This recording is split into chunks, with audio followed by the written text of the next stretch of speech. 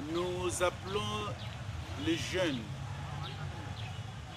femmes, hommes, Est-Kassayennes, Est-Kassayens, de venir répondre d'abord à ces grands meetings de sensibilisation que nous allons tenir demain, qui sera chapeauté par le vice-premier ministre de la Défense, Guy Diampika. Nous appelons tous les jeunes de nos 5 territoires de la province du Kasaï oriental de venir massivement pour cet échange que nous aurons, un échange ouvert à bâton rompu avec ces jeunes pour que nous puissions leur expliquer le pourquoi, la nécessité de s'enrôler au sein de notre armée. Beaucoup nous disent qu'au sein de l'armée, ceux qui sont déjà n'ont pas de bonnes conditions, ils ne sont pas dans les meilleures conditions comme un militaire devrait l'être.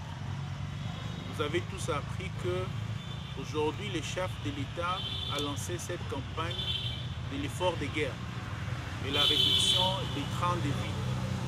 Donc, nous allons nous battre. Personnellement, je fais de ceci mon combat pour qu'un militaire, qu'il soit au front, qu'il puisse recevoir au minimum une prime de 500 $. Et ça, nous allons nous investir, nous allons nous rassurer que nos militaires, ces héros qui se battent jour et nuit pour que notre pays puisse être en paix, qu'ils puissent obtenir une prime d'encouragement. Mais aussi, dans cette session de mars, nous allons relancer ce débat sur les conditions de vie de nos militaires et de leur salaire pour qu'il puisse y avoir amélioration.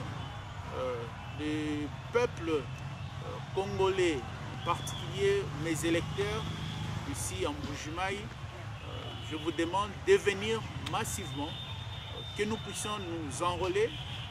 Moi-même, je commencerai, comme on le dit, la charité bien ordonnée commence par soi-même, bien que n'étant pas dans cette fourchette d'âge qui est demandée de 18 ans à 25 ans, mais j'ai déjà lancé un message.